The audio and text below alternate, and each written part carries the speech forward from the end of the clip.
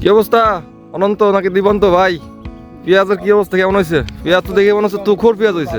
হ্যাঁ, তুখোর পেঁয়াজ হয়েছে মনে হচ্ছে। বাহ বাহ, হ্যাঁ বাহ ভাই। কত করে হবে শতকে? 3 মণ। 3 মণ। 3 মণ মানে কিন্তু অনেক।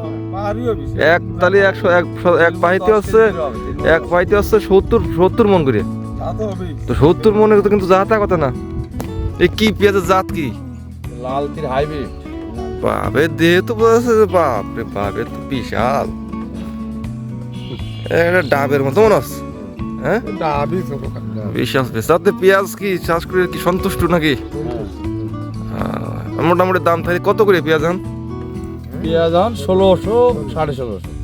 1600 1650 কি এই মুড়ি কাটা কি বেশি কি পত্ত হয়?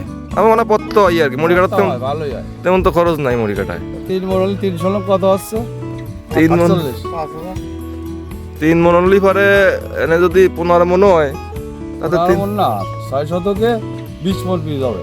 মানে 20 মণ, 20 তাহলে 20 মণে 1600 টাকা করে। মেলা টাকা তাহলে তো খরচ তারও তো হয় নাই না, নাকি ভাই, কি কও? খরচ খুবই কম হয়। খরচ মুড়ি কাটায় খুব বেশি খরচ হয় না। এরপরে যে আলি পিস হয় সেটাই খরচ হয় আর কি। এই মুড়ি কাটা পিস বলতে এটা তো ওই যে আলি পিস যখন হয় তার তো ছোটো ছোটো রাখি দেন, ওটার তো সেই পিস আর কি। হ্যাঁ ঠিক আছে, তো ওকে বিশাল সাইজ দেওয়া আছে। বাহ বাহ, একদম সেই বাঘের মতো দেওয়া আছে। ঠিক আছে, তো ওকে